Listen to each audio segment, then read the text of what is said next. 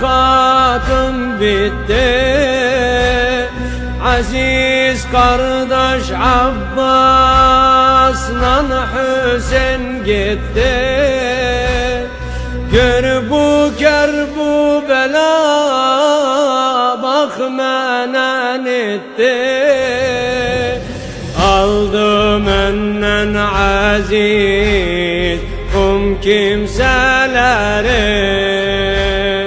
kaldım tek başıma, gitti Hüseyin menden.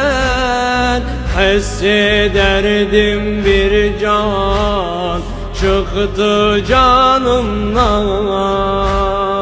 Hissederdim bir can çıktı canımdan.